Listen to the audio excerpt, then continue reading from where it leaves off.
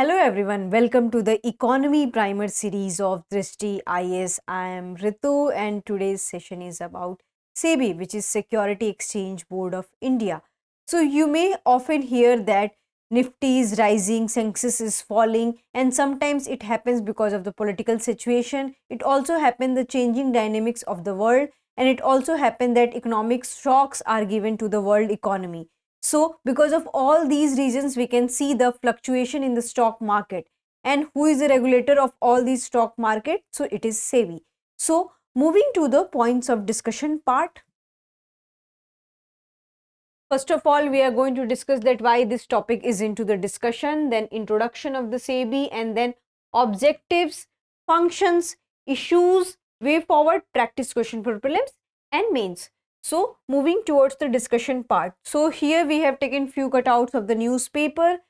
Brightcom Groups files fresh application seeking stay on SEBI order. Adani Wilmar shares fall as promoters plan to lower stakes to meet SEBI norms. FEDUS electric case, SEBI restricts 5 persons from security market, imposes over rupees 4 crore fine. SEBI takes first steps to introduce instant settlement in Indian stock market. So what all these cutout is showing? So all these cutout is showing that SEBI is regulating the stock market, and it is also finding out that what is the scam going in the market system, and it is also imposing fines on the people. It is also restricting people that these entities will not work in the stock market because they are scam kind of the entities and people. So these are the basic function of the SEBI, and that's why it is always in the news, because its nature is to regulate the stock market and the financial system of the country. So moving to the next slide. Next slide is about a brief intro of the Security Exchange Board of India. So when it got first established, so it first established on 12th April 1988, but it has got non-statutory status that time. But in 1992 it has got the statutory status. And what is the difference between statutory and non-statutory body? So statutory body has legal authority and its decisions are binding in nature. On the other hand, non-statutory are advisory roles. So this is the basic difference between statutory authority and non-statutory authority. So SEBI is a statutory authority, and whatever decision it imparts, it's binding in nature. It is not just limited itself to the advisory role. So this is the biggest function in terms of the SEBI, that its decisions are binding in nature and it can impose fines, and so that it can become active in the stock market. So where it's headquartered, so it headquarters in the Mumbai, and it has a regional offices Ahmedabad, Chennai, Delhi and Kolkata. And what is its main aim? So its main aim to protect the interest of investor in the security and also promote and regulate the security market. So this is the basic aim of the SEBI. Moving towards the next slide. Next slide is about SEBI objective. So first is that investor protection, regulations and development of security market, prevention of insider trading, promotion of fair practices and code of conduct, prohibition of fraudulent and unfair trade practices, development of secondary market. So when the SEBI got introduced, and it got introduced in 1988, and when it got the statutory authority, so it got in 1992. So what we have seen the development, so it was the post liberalization, and when SEBI got this statutory authority, when India has opened its door and opened its economy for the other foreign direct investments, and other, it has also invited other investors to invest in Indian stock market. For that we need a regulating body, because if other countries and other entities are investing in Indian stock market, then there is high possibility that there will be more scams, there will be more fraudulent activities. So for that we need a regulating authority, and for that we have created this SEBI.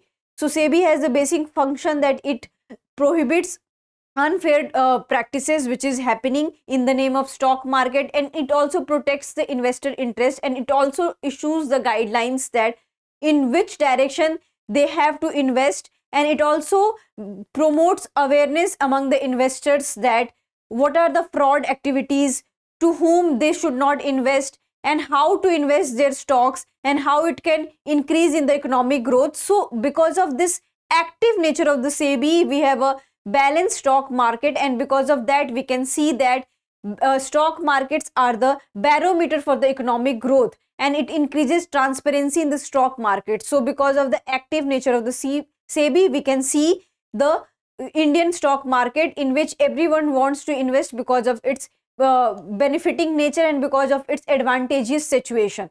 So this is the basic nature of the SEBI. Moving to the functions part, so it has a basic three function. The first is that it acts as an issuers by providing a marketplace in which issuers can increase their finances. So it provides a marketplace where issuers can increase their finances. Then we have the second role, which is the investors.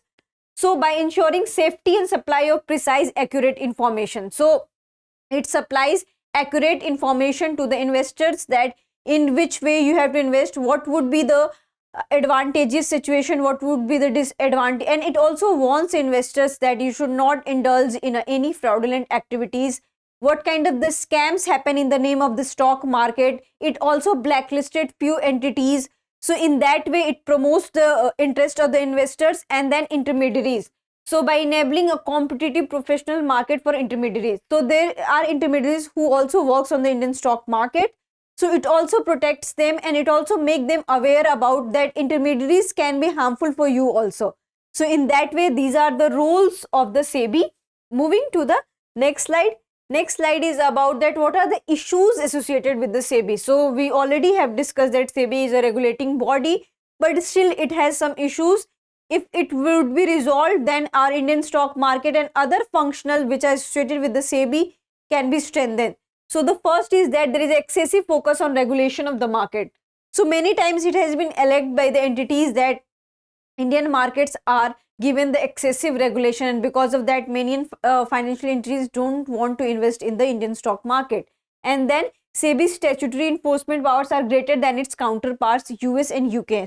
So US and UK regulating body has also great financial powers, but when it comes to the India's regulating body, SEBI has the more financial power. So sometimes it creates a narrow background for the investors, and they prohibit themselves to invest in the Indian stock market.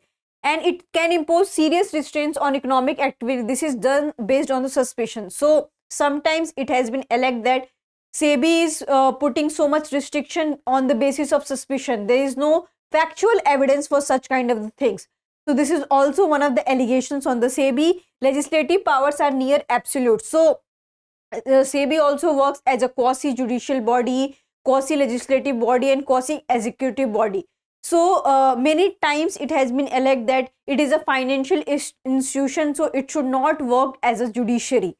And documents are extraordinarily bulky. So whatever the rules and regulations, these are very extraordinary bulky in situation. So it creates hurdles for the investors to invest in the Indian stock market. Moving to the next slide. Next slide is that what would be the solution for these kind of the problems. So hundreds of inputs about market being full of crooks necessitating a crackdown. So there should be the inputs provided by the SEBI that there is a crackdown situation happening, like we had witnessed in 2008, we had witnessed in pandemic situation. Sometimes it also affected because of the Russia-Ukraine war, because of the Israel-Palestinian issue. So SEBI should be prepared, and it should provide inputs for that particular thing, and it also needs deep review and research as to what can be done better.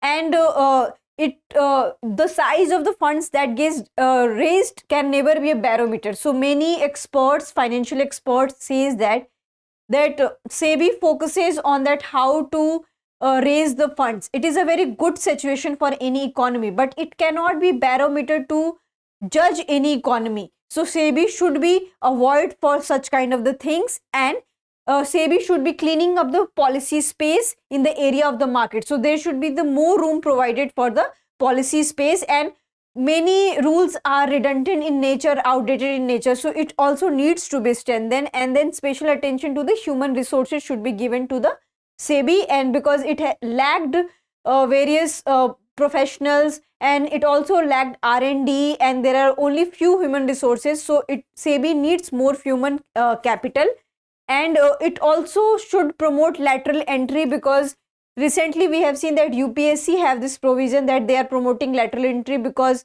many times they recruit people who have a lots of experiences in a particular field. So they can promote lateral entry if any person is joining SEBI with the experience of 20 or 25 years.